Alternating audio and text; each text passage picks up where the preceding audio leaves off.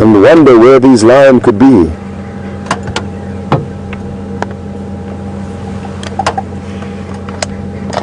Some of you might remember the individual on the right. It looks like his stripes don't match up properly.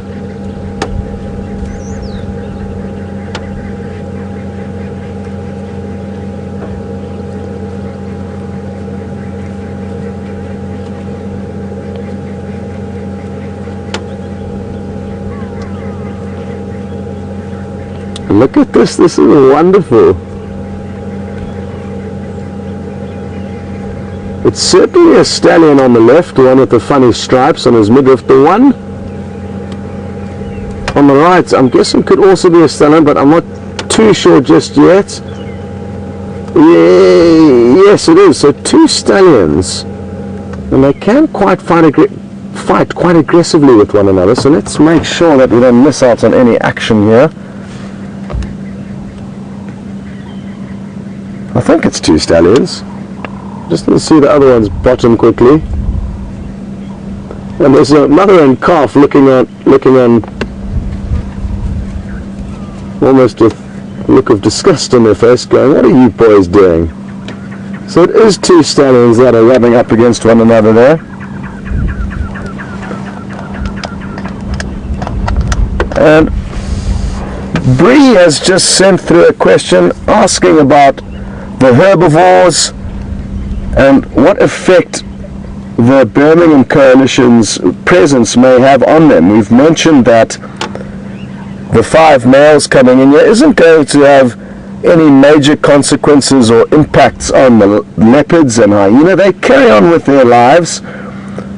Obviously there will be an impact from time to time if the 5 males come running past. The leopard and hyena will steer clear, but they will go about business as normal, and they're not going to leave this area void of leopard and hyena just so that the lion have got their own place to go about their business. And Bree's interested if the herbivores will have to change tune, and not really, Bree. They too will carry on with their lives, and only when the lions are in the immediate proximity will they react accordingly. And the herbivores, especially at this time of the year, won't have the privilege of being able to choose where to go depending on predators. It will be most important for them to decide where to go based on food and what food is available.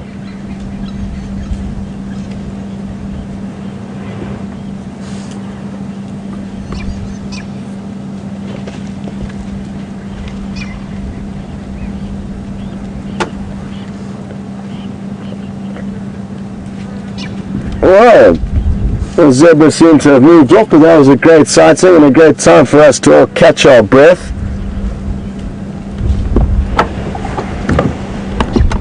Just heard on the radio that Abel has found a male cheetah, so that's great news. It's actually the first predator of the morning that's been found, but sadly it's not where we can go, so sorry if I got your hopes up.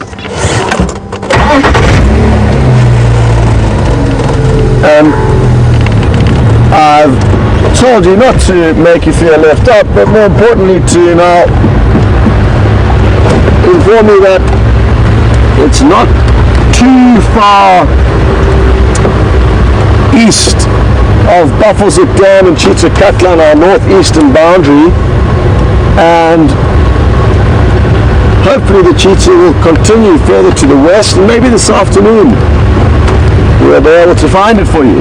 So good prospects, even though not applicable for this morning. There is a cheetah not too far from us, and it's an animal that we don't get to see very often out here. And that's one animal that I guess does or is impacted by lion and leopard densities as well as hyena densities. And because we do have so many lion, leopard and fairly good hyena populations in this area of the Kruger National Park, the cheetah tend to not do too well here. That also combined with the thick vegetation not suited for the fastest mammal on earth, which likes large open areas which it can run through with ease. There's a couple of reasons why we don't see cheetah too often, but they are still here.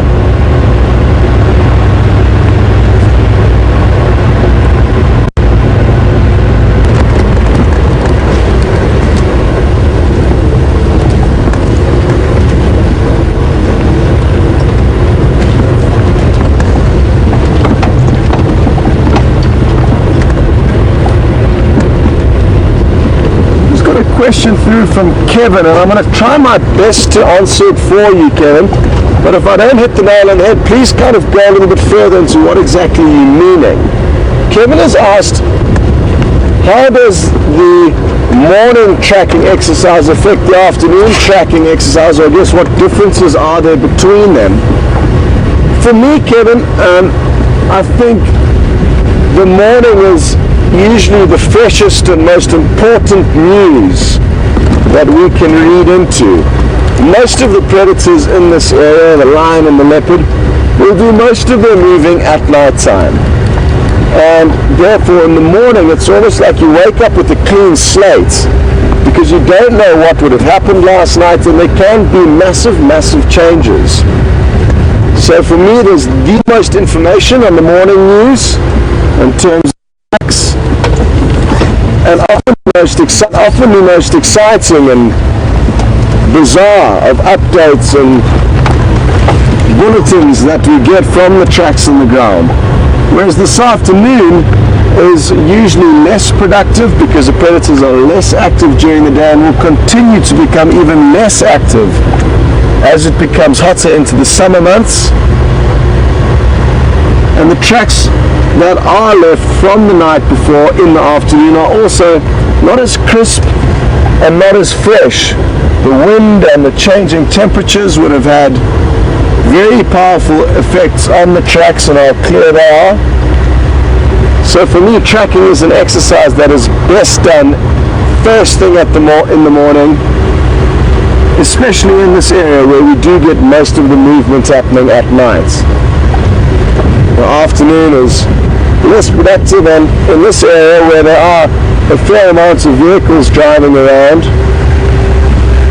you can often find that other vehicles may have driven over tracks, and even though they as individuals may know the information along the way, if you come there later on, you will not know anything, because the vehicle's tracks would have erased the footprints on the ground. So I hope that answers your question, Kevin. I guess the one good thing about investing a lot of time in tracking in the morning is that it does help give you a good idea of where to start your search in the afternoon. Let's take a chance here. There's a lilac-breasted railer, a bird that has been teasing us the whole morning, and I've yet to get you a very good visual. But the one that we just tried to see now has just flown up and landed up on a tree to our left here. And maybe we'll have another opportunity to get you a close-up. They're incredibly pretty birds, but only if you can see them. Oh! Okay, well, there's actually two here. Jean has spotted you another one. Consolation prize. Even from here, even though we're not very close, you can certainly see the beautiful colors that I speak of. You can also get an idea of how it's battling to perch on that little branch with the wind that we're experiencing today. And it's using its tail to help balance, teetering up and down.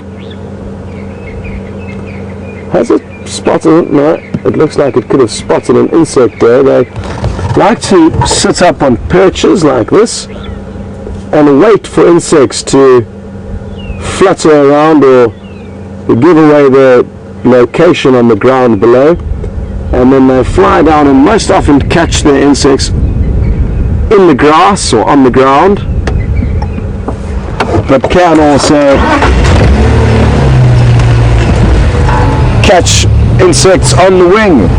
And speaking of catching insects on the wing, that is something that we can really look forward to in the summer months, the reproductive winged termites, often termed as flying ants incorrectly because they're not ants, they're termites, but they emerge from termite mounds in their hundreds and thousands and provide huge food sources and protein sources to a lot of our feathered friends and other animals, not just the birds, reptiles, frogs, lizards, geckos.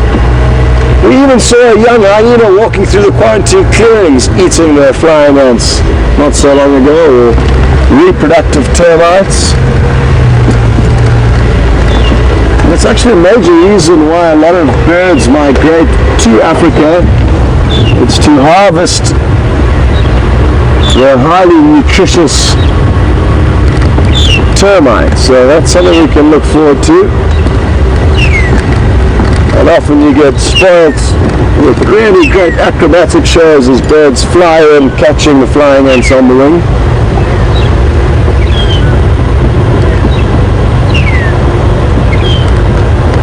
It's a long-tailed shrike that we can hear calling off to the right, if you're wondering what that call was.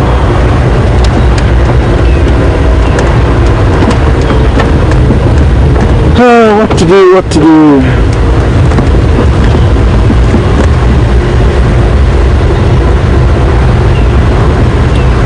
No sign of the fish female leopard tracks coming out of this block. I'm a lot less confident that we would have necessarily seen her tracks. They're not as big and as easy to see as lion tracks. So there is a chance that she's crossed out of this area, and I think it's shadow, judging from the area that she's moving in. But where I'm going with this is that she could still be here. The lions are almost definitely in here, because their tracks have certainly not left. And I wonder, like I was saying earlier, if potentially they are locked together and the lions might be waiting patiently off the lower marula tree where she may be sitting with the kill.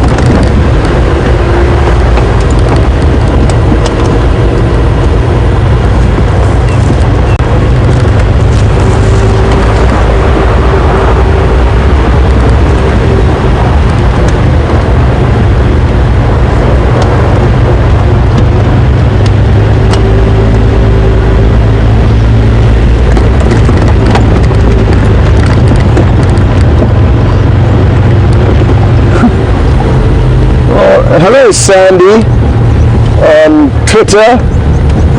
Sandy's interested to know if I'm resting or if I've given up or what's the plan, and I don't blame you for asking that question, Sandy, because it does seem like I've lost focus here. And it's not that I've lost focus, it's just that I've run out of options, really. I can't take you walking through the bush with me, which would be what I would naturally do in this scenario. I'd go to the last tracks that James had and I would follow them on foot, but then I'd have to leave you behind. And there's no other roads that we can check, so it would be pointless driving on at a high speed around roads we have already checked. And I certainly haven't given up, but what I've just decided to do now is to drive through the block, and possibly with some stroke of a miracle we may drive through the right area to find them. It's the only option I have, unless any of you have got some ideas. That is the only thing I can suggest. Like I say, there's not much else going on. Nobody's found any other animals this morning other than Abel with the cheetah where we cannot go.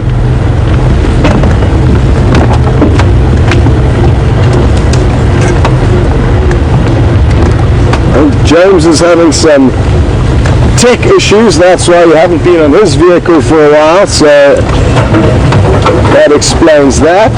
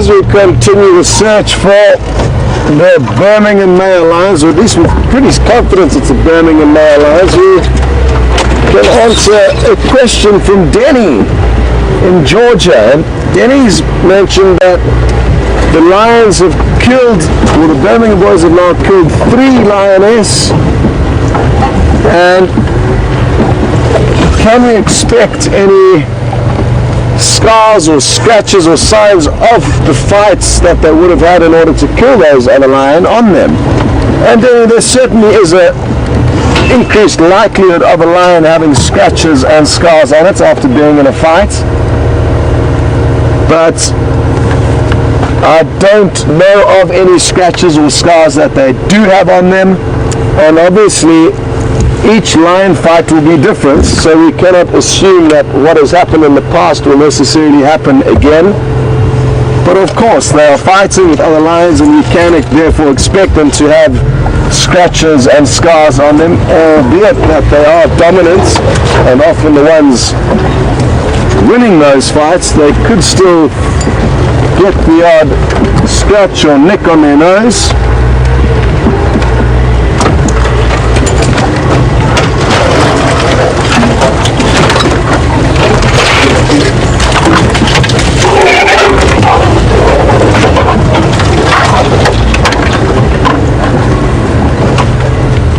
Just going to stop here and firstly allow Jean to take off his jacket, just like I've done. It's really heating up, and also just show you some mounds of earth to the left of us. And the animal responsible for them is the aardvark. It's an animal that we have yet to show you since we've started filming here in November, and it's got a very strange body and shape. I'm going to get a picture of one in a book for you quickly, so I've got an idea of what to look for. But they eat mainly ants and termites, just like the termites I've been talking about that we can watch flying out of the termite mounds after the first rains, and that's what all the birds will be coming for. These aardvark don't need to wait for the first rains or the reproductive termites, because they've got incredibly powerful legs and long claws which help them to dig into these termite mounds, and a very long thin tongue that they can probe into the holes and burrows. And we were lucky enough to see one 2 nights ago, thanks to the keen eyes of Nikki Austin, who was shining the spotlight. And we were all pleasantly surprised when she screamed out, "Aardvark, reverse!" And we reversed, and we all got to see the aardvark, albeit a fleeting glimpse. The reason why in this area we don't see them very often is that they're almost strictly nocturnal. In the Sabi Sands and other parts of Africa, you cannot quite often actually see them during the day.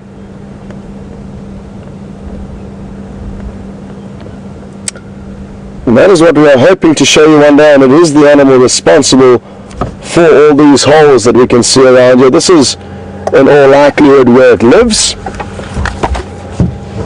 and that's why there are so many different burrows around here.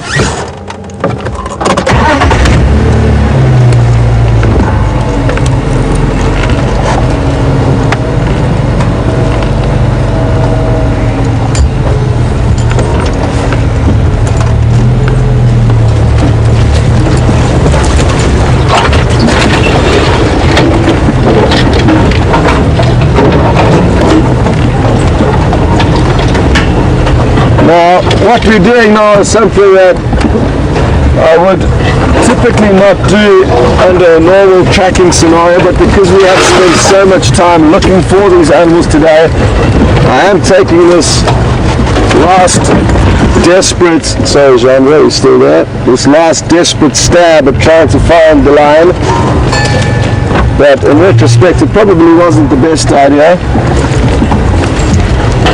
to drive hopingly through this block with a very small chance of finding them. But we are in too deep now to back out, so we're going to continue all the way to Zoe's Road. just going to make sure I don't put us into another aardvark hole, which is what we drove into earlier there.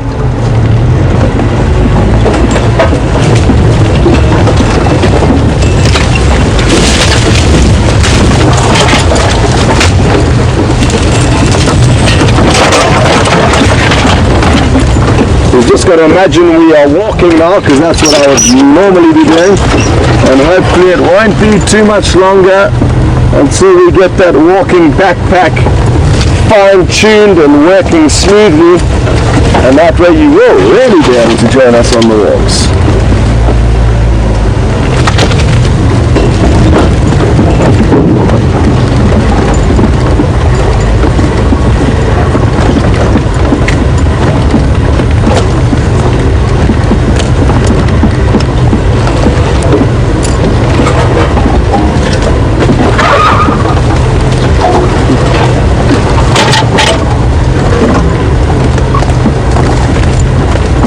We just got a great comment through from X-Ranga, and X-Ranga's mentioned that maybe somebody's walking around with a lion print under their shoes and just doing this to fool us, watching from the bushes nearby as we drive around excitedly. And that really would be funny if that was the case, at least for the person who was pulling off that stuff, not for us. But imagine watching from a bush nearby as Scott and James gets highly excited by the prospects of finding these lion, which are in fact non-existent, which is what appears to be the case at the moment.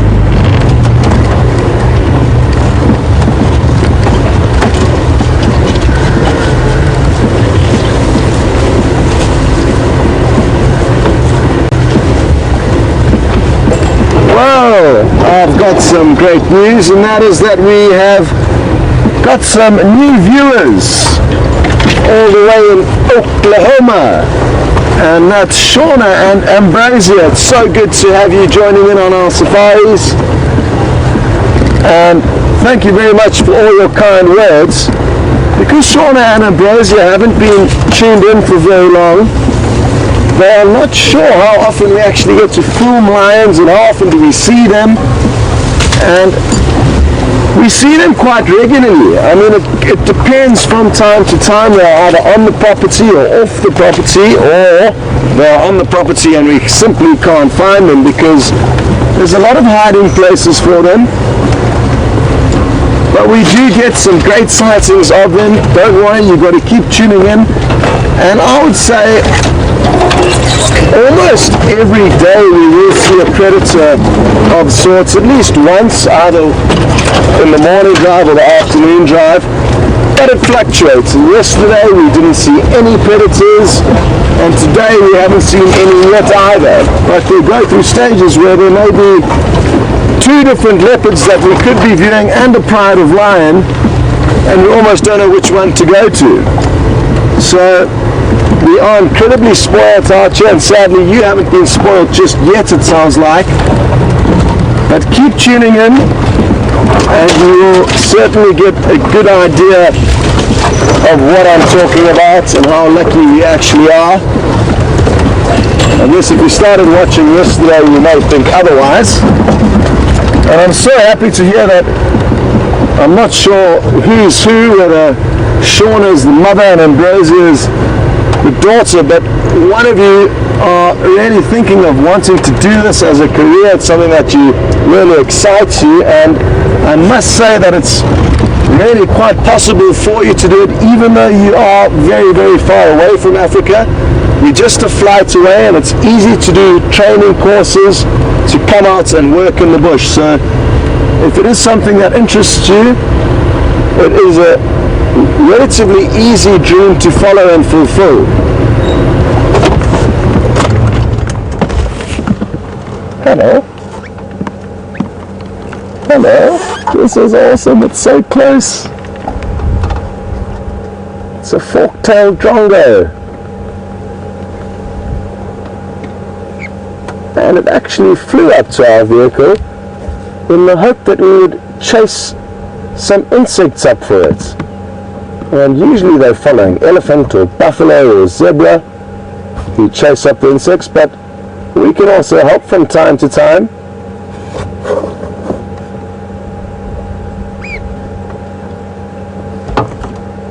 And look at how cute its little toes and talons are. We don't often get this close to them. They're incredibly clever little birds, the fork-tailed drongos. They've got the ability to mimic other birds' calls. And even not only birds' calls, but other animals' calls. And they are known to tease mongoose and meerkat and let off an alarm call as soon as the mongoose or meerkats have caught a kill, and that way the mongoose will drop their kill and run for cover back into their burrows, and then the fork-tailed drongo will be able to fly down and eat their meal. But obviously the fork-tailed drongo can't do that and mimic their alarm call every time, otherwise they would tune into it. And a lot of the time the fork-tailed drongo is actually helping and providing useful updates to the mongooses or meerkats, but every now and then it will cash in and claim its meal for having kept an eye out for the birds. Look at how windy it is. It's really battling to stay balanced there. Well, that's certainly the closest I've ever been able to get you to a fork-tailed drongo. Well, it managed to get itself to you. I think in this case it came straight up to us. It's got that very distinctive dark maroon red eye, which I'm sure a lot of you haven't seen before. And now you can see it's very clearly fork-tailed, blowing in the wind. What I'm going to do is I'm going to ask Jandre to keep filming it as we move. It's going to be tricky, but what I'd like to show is how it may follow us to the next branch where we park. So I'm going to drive very slowly, and let's see if it doesn't follow us. Where you see it's moving too quickly, but it's just come up to the next tree to wait for us. Oh, it's right in front of the car now. It's playing with us, and I think it did manage to gobble something up. You can see it shaking its head in excitement now, trying to swallow whatever it caught. Hey, how was that? What did you catch? I'm not sure if it's tasty, but it doesn't seem like you... Oh no, there we go. We've got it down, finally.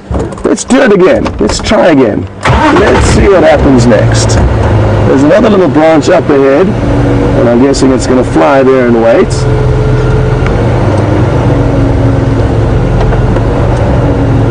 Keep coming. Keep coming. It's right in front of us now. It's hard to see.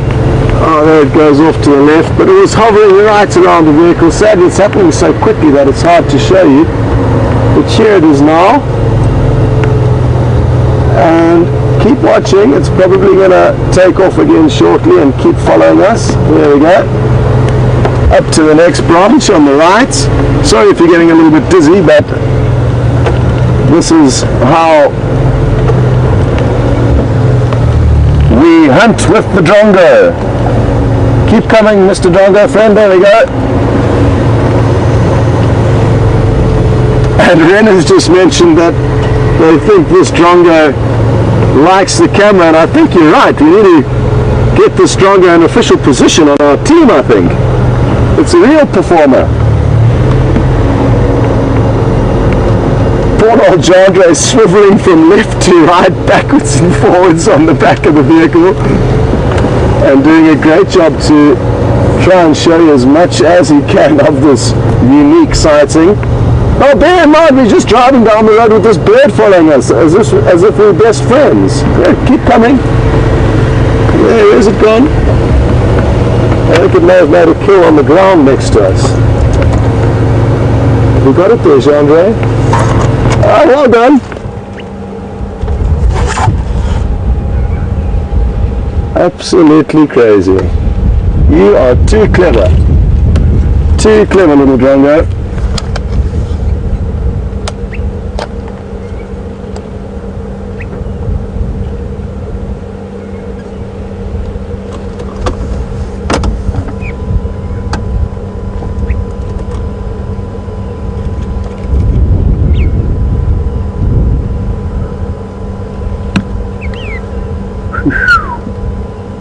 Are you urging us to carry on, little drongo? Hey, should we carry on? Okay, we'll carry on if that's what you want. I hope you managed to hear that little whistle it let out there.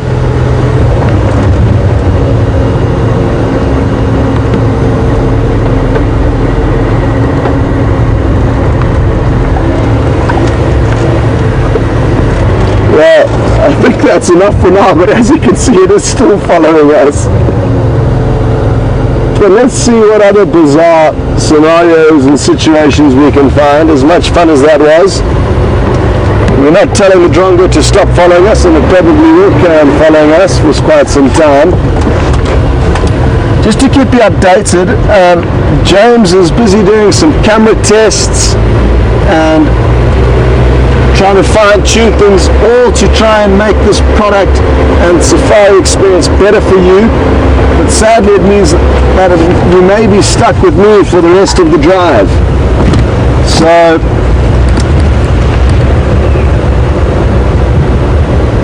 that's the only update I have for you on James. There is a chance that you're not going to see him again this morning.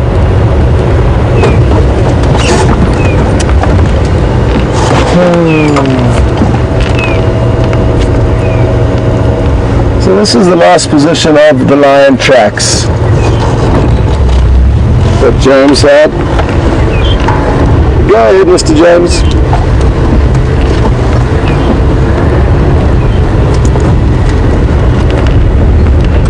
Copy that. Well done. How many?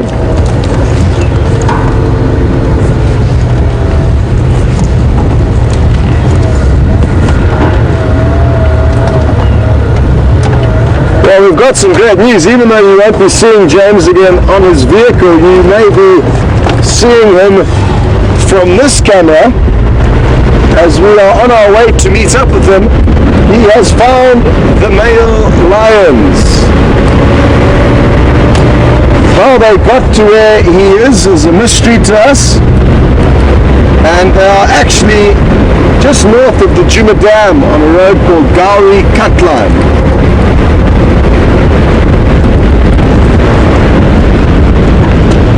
So, good news, at least the lions were finally found.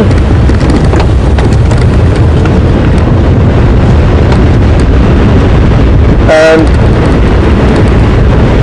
it is a mystery as to why they've gone there. The last tracks that James had, that he said headed northwest into this block, has been a general, west has been a general direction of movements.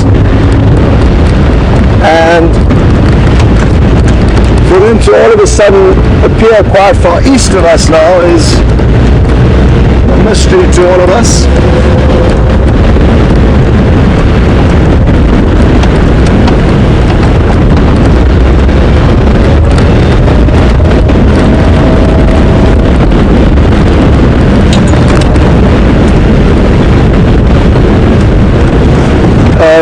For Shauna and Ambrosia, don't go anywhere. You're going to get to see that lions actually do exist here.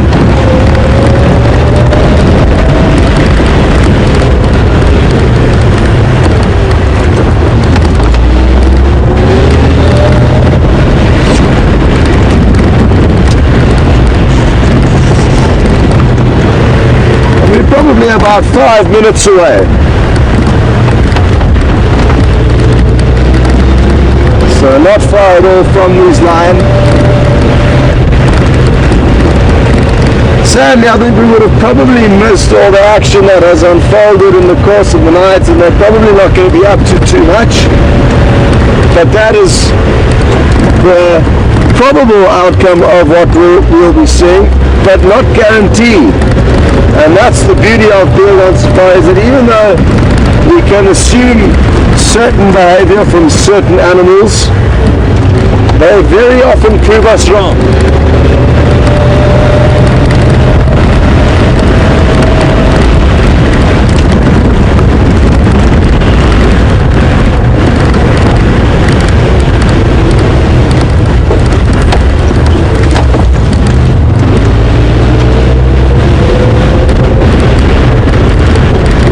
I think James actually found these lions on the very same road that he would have had to drive up to get to where he started his morning safari with all of your buffaloes at Cutline.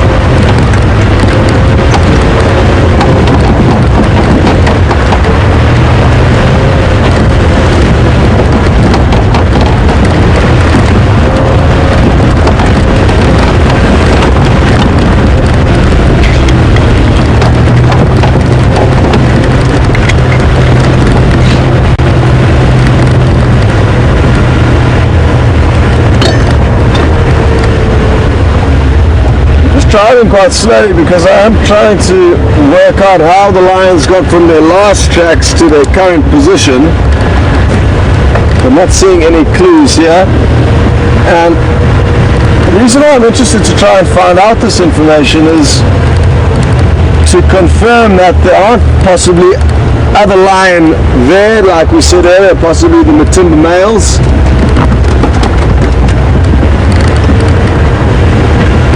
And they could, in fact, like I said, be different lion in different areas of the reserve, and you mustn't just assume that the tracks that we had over there are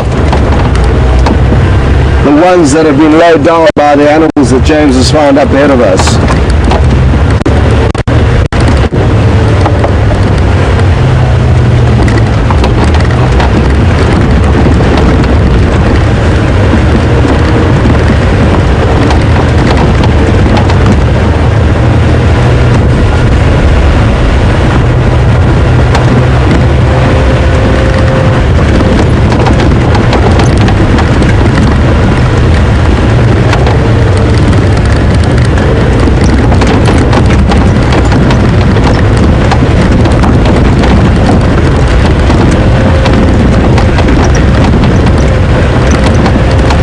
Game drive channel's not working at all well today, which is strange. It's usually quite good, but today it's terrible, and battling to copy a lot of the transmissions that are happening here.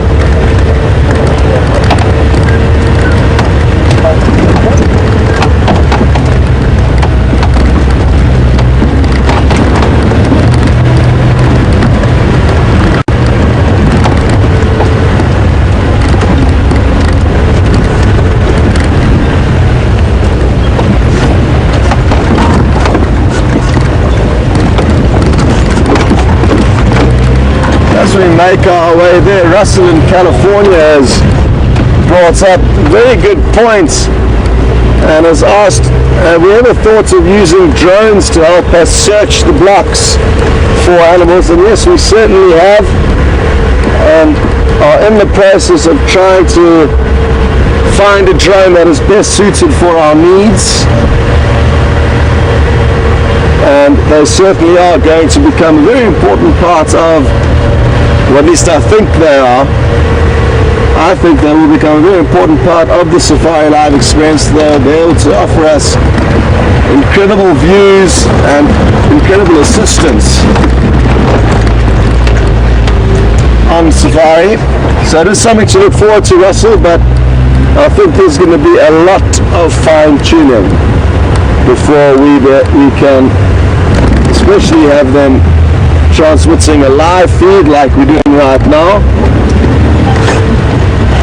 And that is what all of us here at Wild Earth really love about the product, that it is live. It would be no good sending up a drone to film and then watching the video afterwards. That wouldn't be fun. Well, it would, but not as fun as watching it live and searching from there. Imagine sending it up over these big blocks and scouring them for any signs of animals. And it's an exciting reality, I think. In the near future we'll be doing that.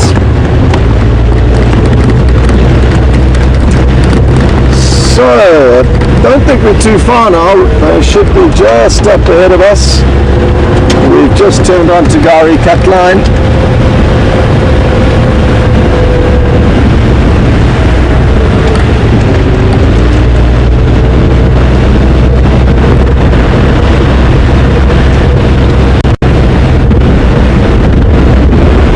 Now this is an area where we sometimes have bad signal, so let's just cross fingers that we are not going to be in a dead zone.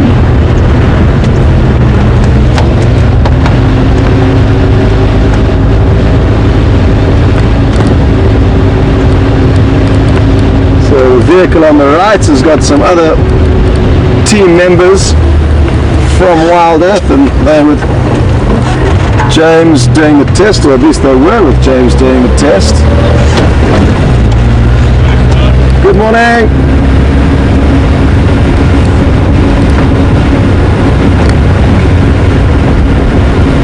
And finally,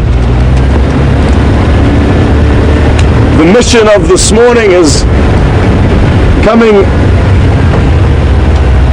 to completion, and we can eventually enjoy a sighting of some male lions. Now this is interesting. If it's just two of them here, it means the other three could still be there, but no, it looks like there could be more than two here. It looks like they might all be here. This is looking good.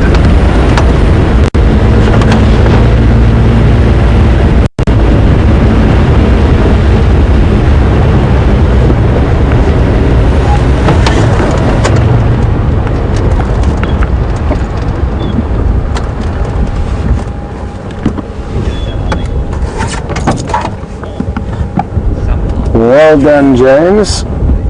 All 5 of the males we are looking for.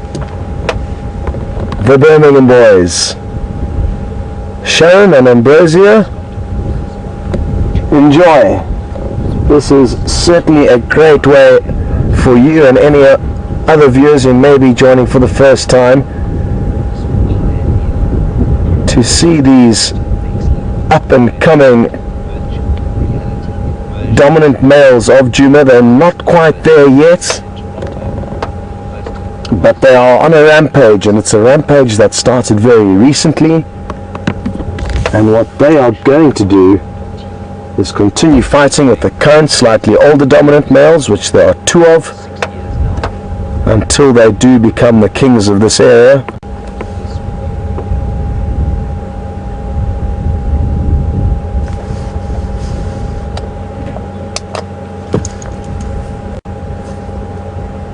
Others that are slightly smaller than him and therefore younger, and then one that's smallest out of all 5. So it's 1 big, 3 in between, and 1 slightly smaller. I would like to know what he's looking at out in the distance. I'm trying to look back to see if I can find out what he is focusing on. Possibly vultures or some birds. It looks like he's looking slightly up into the sky, although now it looks like he may be looking at me. All of the others are fast asleep.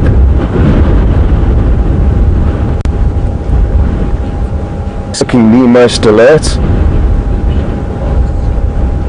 And this wind's keeping them nice and cool. Usually by now they'd be under the shade of a tree.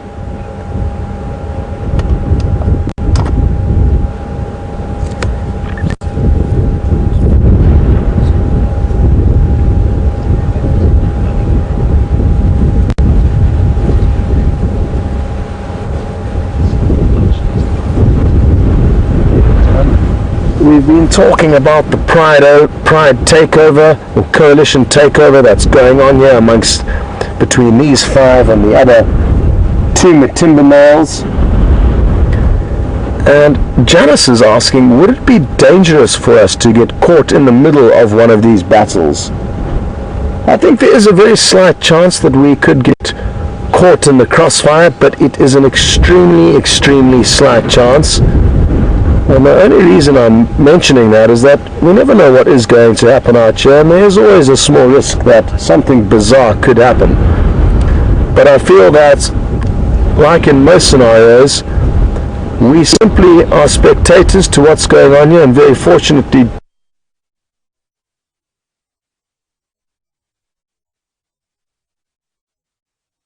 don't get caught up in these animals' ongoings.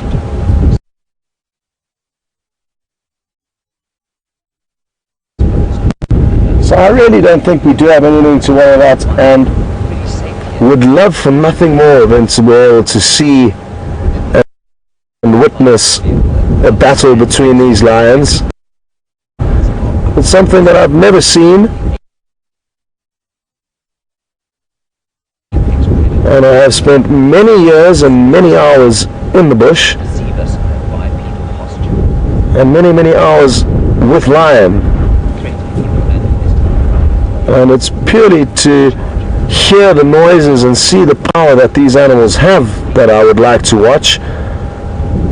It's not to see any individual lose or be killed. That would be a reason why I wouldn't want to watch, but it is a reality that these 5 males could at any point fight and kill a lion on one of these live safaris. So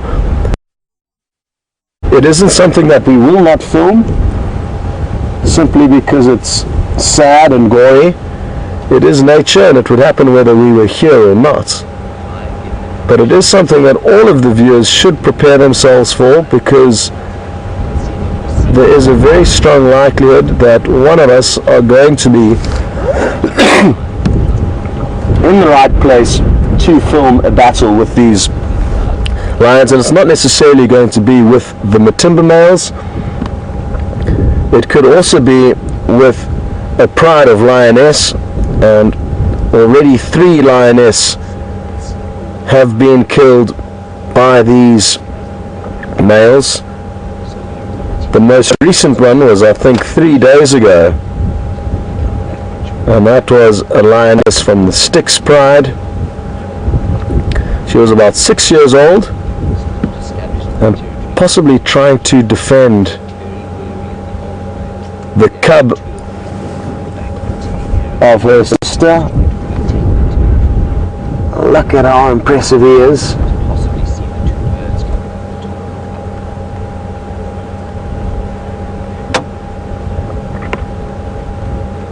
Now,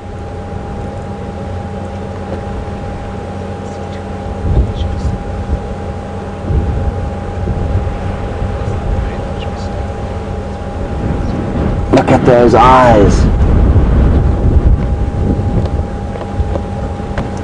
Their manes are going to continue to grow. Oh, Jean, look here on the right.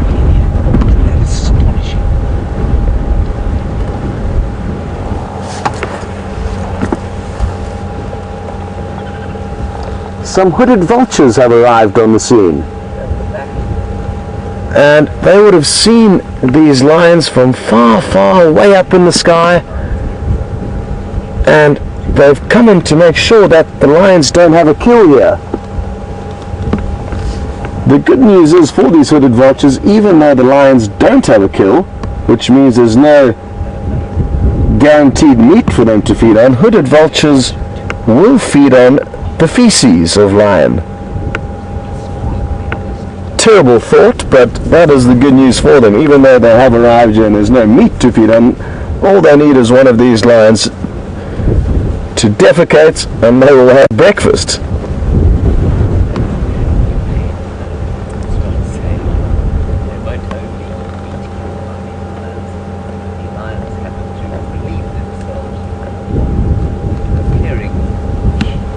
And maybe that's what one of the males was looking at earlier when I said he was staring off into the distance. Maybe he could see these vultures way up in the sky. It was this individual. He's the biggest, and he's got not only the biggest body but also the biggest mane. So that's a distinguishing feature of him. He's got quite a light mane, and it'll be interesting to see what it develops into as they become more dominant. There's various different theories related to mane growth and what may cause it, and what may cause the darkness of the mane, and at what age should manes really develop. But one of the theories is that when males know that they are becoming dominant, which is exactly now for these males, the increased boost in testosterone and hormones coursing through their veins as they go through this rampage increases mane growth, and I think it's a plausible theory. So it's going to be interesting in the next couple of months to see how quickly their manes grow and also how dark they become. They certainly do have a lot of growing to do, and for some of the guides who have seen them together, it's believed that the two Matimbas are considerably larger than these males, but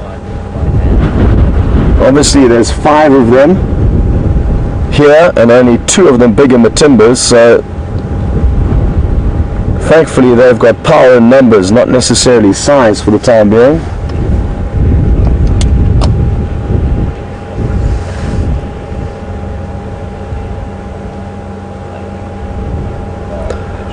Well, Lisa on Twitter asks a great question, and she's interested to know, how far have they traveled? Well, there was only 3 of them together yesterday on Buffalo's Hook, so we didn't get to see them, but there were 3 of them.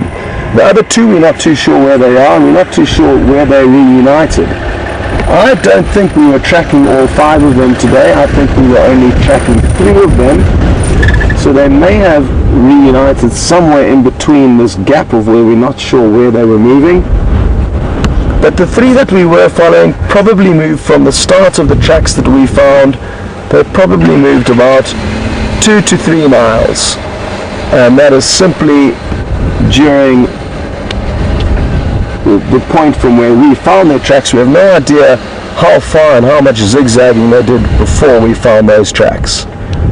And it's quite possible that they moved anywhere from 7 to 10 miles, and will move very, very large distances, especially at this moment when they are trying to establish dominance over touring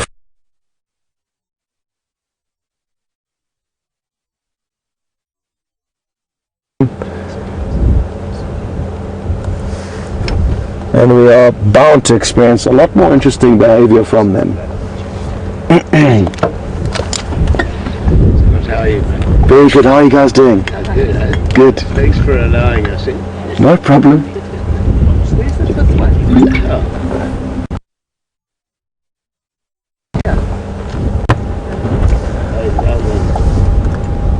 So there's a vehicle that's just arrived in the sighting, and they're just asking for some updates as to what's going on and where's the 5th.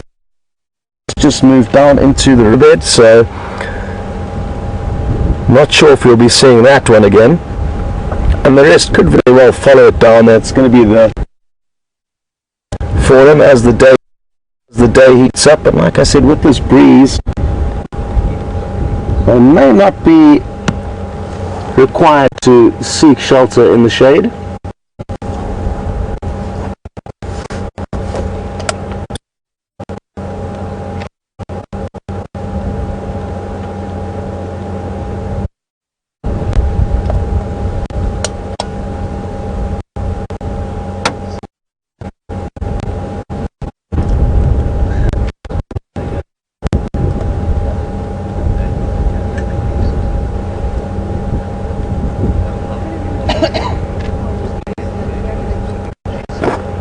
I predicted, we probably won't expect too much action.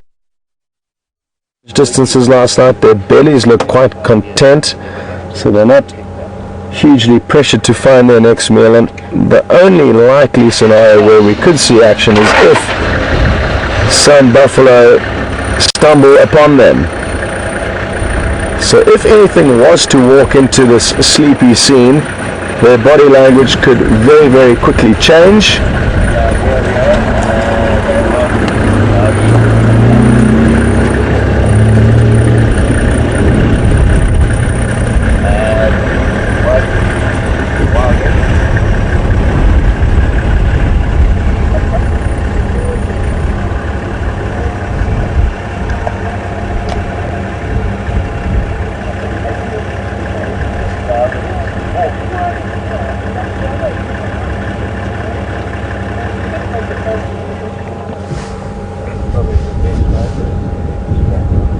As we see them lazing about here, we can learn from Jim, who's interested to know how do they keep control of parasites and ticks, and do they help groom one another? They certainly do help groom one another, Jim, and it's incredible how caring and affectionate these 5 brothers will be to one another. And they can also groom and will also groom themselves probably 3 or 4 or 5 times a day at least. So they do take a lot of time daily to groom both themselves and one another.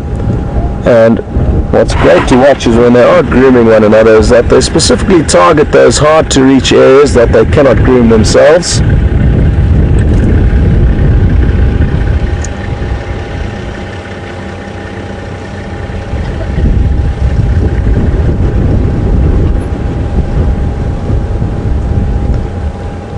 Look at those 3, you've got an idea of how affectionate and caring they can be. They're all snuggling up together with one another. Look now, perfect timing. The one's resting his head on the other's head like a pillow.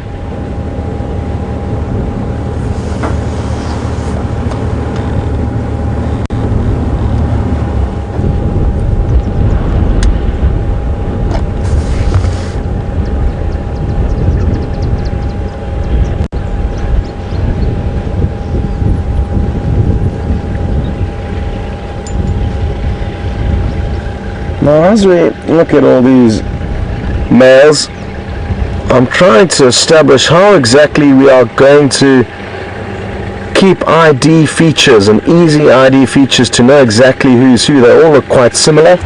And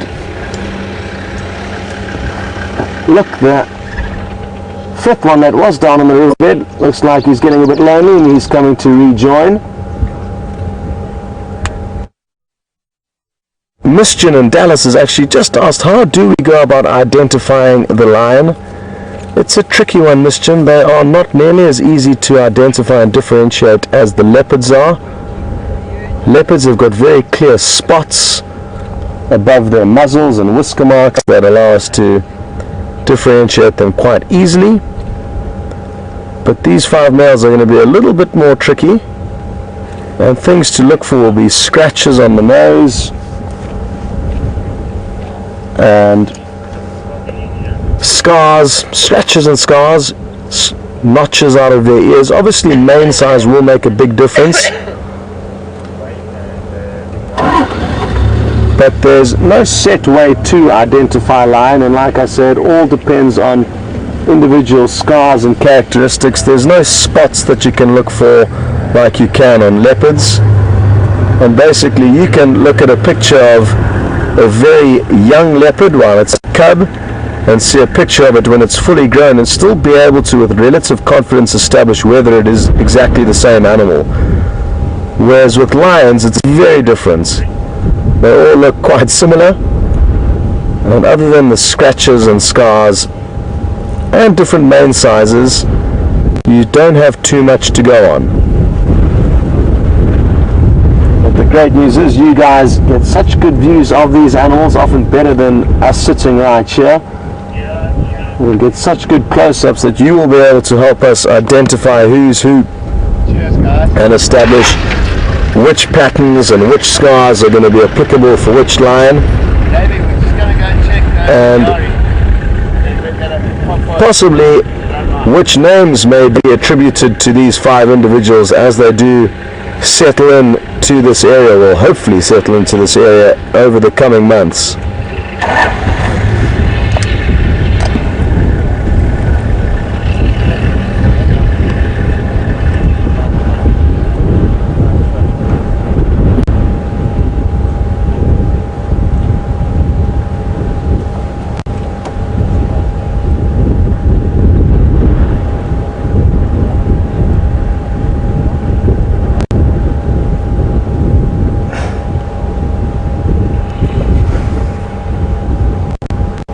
Now, earlier I did mention that the Djuma timber males are bigger than these 5 individuals, and Jennifer and Ida is interested to know if they still do have a chance. Even though they are slightly larger than these 5, they're hugely outnumbered. And Jen, I certainly think that the Djuma timber males do have a very good chance at remaining kings of this territory for the time being, but there will come a point in time where these youngsters become bigger and their shields for fighting, their manes, become bigger and protect them more, and eventually the Matimbas will move off. Maybe they won't be kicked out by these males, and who knows, maybe the Matimba males could end up killing these Birmingham males. Something that's important to remember is that the Matimba coalition was initially a coalition of 6 males, and I think there's another 3 that are still alive. The 6th one is not accounted for, but there are 2 that we see here, and another 3 that have been seen further north of us in the Manyaleti. They haven't been in this area for a very, very long time, but what we need to remember is that the bonds that they made with the 2 individuals here many years ago, I think now, could be reaffirmed. And those 5 Matimbas could join forces, and if that happened, well then these 5 would be in serious trouble, because they'd be up against 5 established dominant males.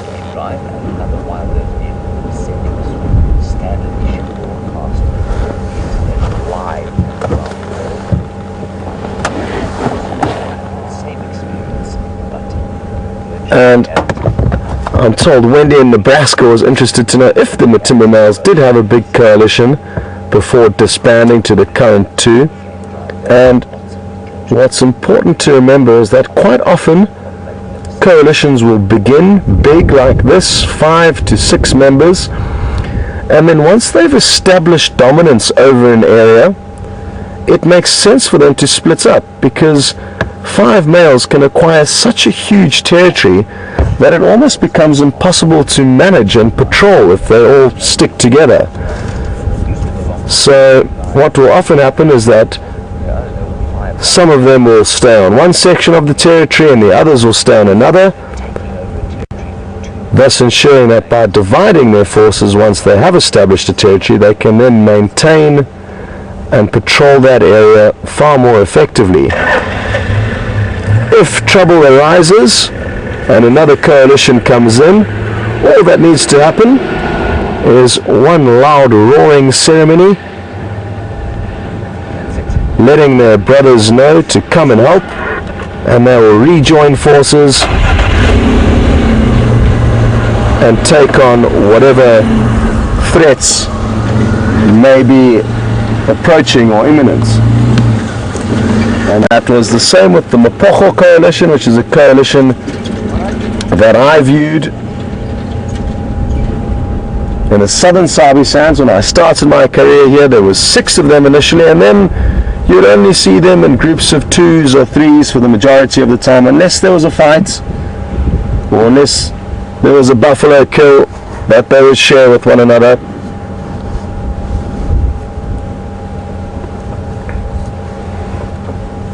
And I'm guessing the same thing will happen with these boys once they do become dominant, or if they do become dominant. We will not continue to see all 5 of them together.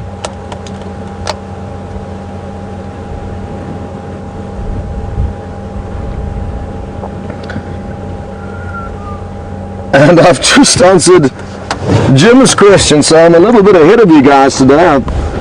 Haven't had breakfast yet, so I can't say that it was the breakfast that caused that. Andre's just spotted the hooded vultures. It looks like they might be heading off. I don't think they are willing to wait any longer for these lions to poop. Or are they going to come back? At this time of the day, as it heats up, vultures can ride the thermals. And relatively easily, without too much flapping, once they do get onto a thermal, disappear far and wide. I think the wind is what's causing them a little bit of hardship this morning. I can't even see where they are. I don't know where Jean. Oh, they're behind us there. I'm busy watching the monitor here as Jean-Andre pans behind, and they do appear to be moving off. I'm back to the morning's tracking saga. We were racing around for the majority of the morning, and the last tracks we had were quite a way off from here, so who knows how they managed to get back here. But very happy that James has found them, and wonderful prospects for this evening for the sunset safari. They've been extremely vocal lately. We heard lions vocalizing last night, in all likelihood then again this morning. And let's hope we get to hear them roaring tonight. I've never heard these guys roar up close, so maybe tonight will be my first time. I know James got to experience it just a few days ago. Their buffalo. And this is actually my first sighting of them with you guys since probably February or March when we last saw them. It was a very different scenario back then. They were flying below the radar. They weren't vocalizing. They weren't as big as they are now and as bold as they are now. And it's wonderful to see them again after so many months of them being away. They moved probably 20 to 30 miles away from us, further north into the Manyaneti Reserve, where they were seen quite close to the accommodation where we used to stay in. And the Manyaneti Reserve is a very pretty reserve. It's quite different to where we are here in the Sabi Sands. It's very open. Well, there's a lot more open areas and grasslands, and in these open grasslands are many buffalo. It's one of the greatest places to view large herds of buffalo in the whole of the Kruger National Park. And I think that's a big reason why this coalition headed up there, simply for good feeding. And they've managed to acquire a lot more strength and bulk in the time they've been away.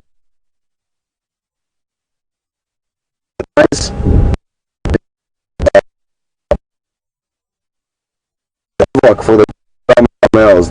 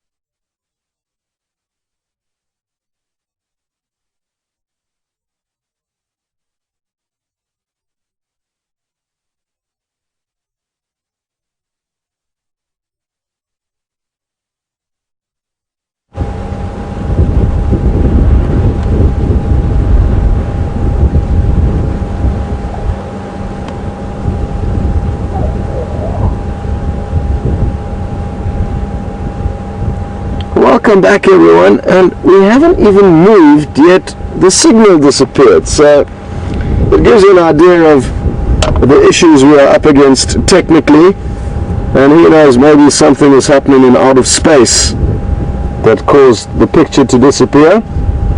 thankfully the lions have not disappeared, and nothing has changed in the short time that you were away from us.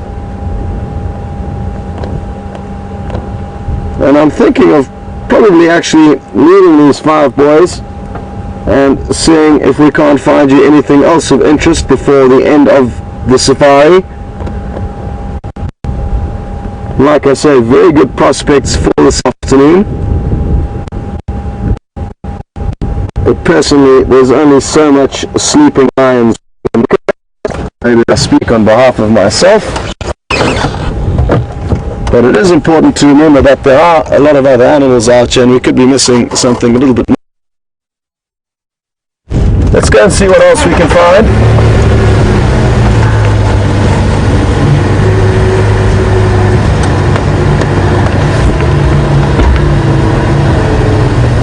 See you later, boys. Thanks for making our morning a frantic run around and search for you. What will help is as they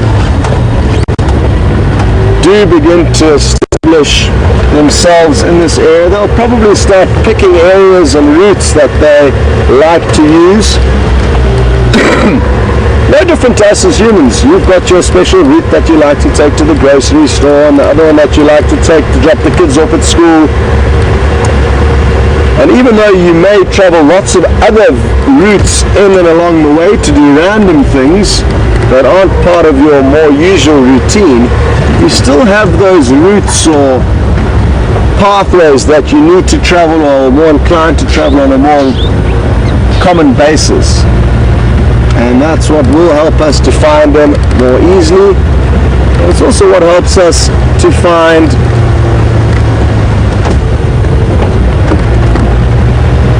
the leopards. Once we spend more time with the leopards, we get to know these pathways and routes and habits that they like to take.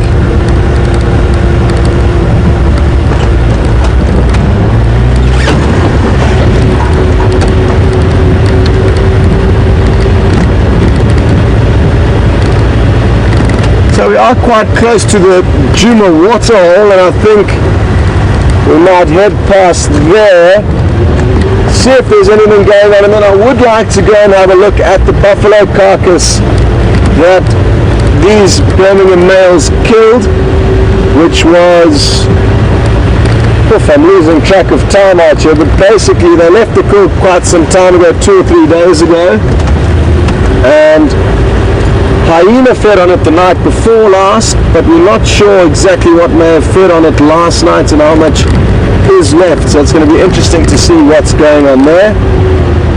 I'm guessing not too much is going to have changed, but let's go and have a closer look and get to the bottom of that.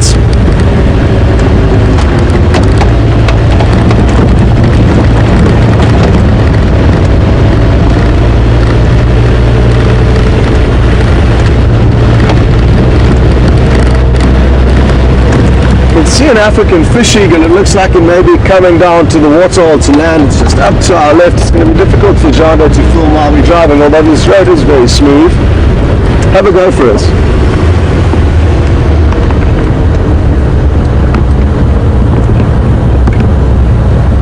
So we are driving alongside this African fish eagle. It may be a little bit bumpy, but we can play around and try a few different things on this live safari, otherwise you won't get any fun shots. Whoops, that was a bump that Jean-Andre didn't see, so that was unavoidable, but good recovery, Jean-Andre. And like I said, we are approaching the waterhole and there's a lot of catfish nearby. Great work there, Jean-Andre. And let's go and park here and see if we can't capture it landing. Oh, I think it's going to beat us to it.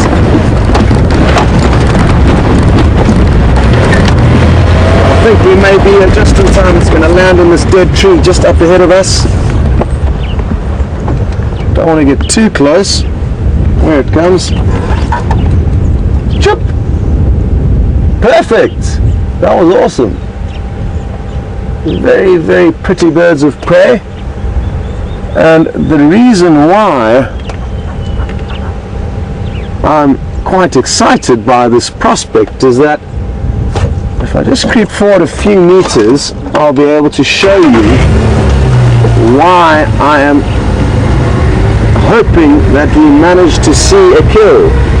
And if it's not during the broadcast, I'm going to suggest tuning into the waterhole camera that films 24 hours a day at this waterhole, and Jean is going to pan down now to the little puddle that remains, which is teeming with catfish. Look at all the bubbles and swirls, you can see their tails popping out, and we have yet to cash in on any of the feeding frenzies at any of the drying waterholes, and there have been countless fish caught at these waterholes, but we have yet to get any good action out of it. We were chatting with some of the guides from the other camps last night as we had a small function and a get-together where we can trade stories of what's going on and who's seeing what, and a lot of them have said that, oh, well done, Jean-Ray. A lot of them have said that they have had countless sightings of fish eagles hunting and wading through this thick muddy water with very, very large catfish. Now let's see what this one's doing. It may be landed on that dead tree to stop and have a quick check as to what's going on, and now it may be planning its run-up. Although it looks like it's flying directly over the final control, almost just to the right of the final control room where Nikki and Tara are sitting, making sure this broadcast gets to you. But it seems to have gone too far off to be planning an aerial attack back at this pond. And it's just the most bizarre behavior, or maybe it's just our bad timing that we haven't got to see the fish eagles catch any catfish. As you can tell, just a mere speck in the distance now, so our timing was off again. But the catfish that remain here, as far as I'm aware, are very, very large. They're probably 3 feet long, probably 5 to 8 kilograms, so 10 to 20 pounds in weight, so quite big. Too big for a fish eagle to catch and fly off with, and almost too big for it to even catch and get onto the side of the water to feed on. But wouldn't that be great if we did see a fish eagle latch onto this massive catfish and have to struggle to get it out the water? And that's what some of the other guides in the surrounding camps have been lucky enough to see. Not us yet, though. There's another interesting bird of prey walking along there, and it's called the saddle-billed stork. It's also a fish-eating bird. It's got a different hunting technique to the fish eagle. It wades through the water and catches fish and frogs in its beak, a big long beak, and will actually use its toes to try and flush up and feel the fish. Whereas the African fish eagle is different. It uses its toes to latch onto the prey and its beak simply to feed on it. There's a family of a nyala in the background, some impala in amongst them as well. Some of you may remember a wonderful sighting with the saddle-billed stork, the bird we're looking at now, and an African fish eagle. It's probably the only good fish action we've got, or fish hunting action we've got, and it wasn't when the puddles were nearly as dry as they are now, and I was quite surprised. Right at the end of a broadcast quite similar to now, the saddle-billed stork stabbed its beak into the water and pulled out a massive tilapia, and it moved onto the bank away from the water's edge, dropped the tilapia there, and then was in the process of probably trying to reposition it to swallow. And there was a fish eagle that we hadn't noticed sitting not in the dead tree where we saw it earlier now, but in another bushy tree. And the fish eagle flew down out of nowhere and tried to steal the tilapia from the saddleboard stork, and in the chaos the stork dropped the tilapia back into the water. So it had a very, very lucky escape from both the saddleboard stork and the fish eagle. Look at how beautiful this scene is. Impala and Yala, a big male chocolate brown in Yala, and the saddleboard stork.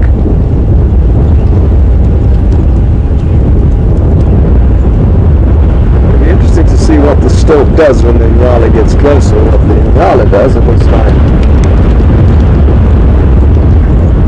nothing's going to happen.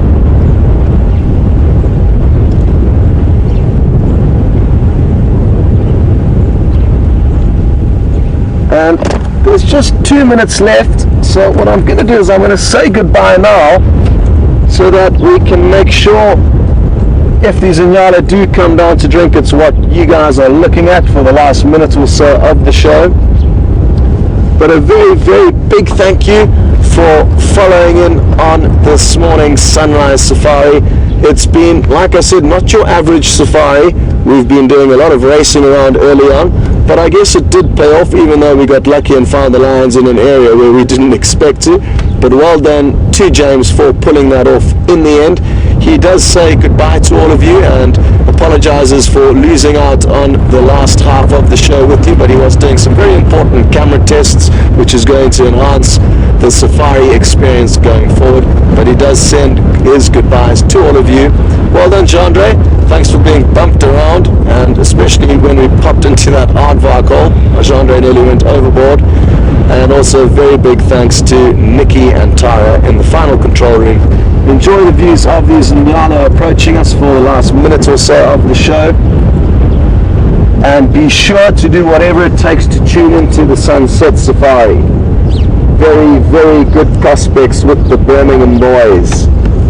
And I think we're going to get to see them roar again.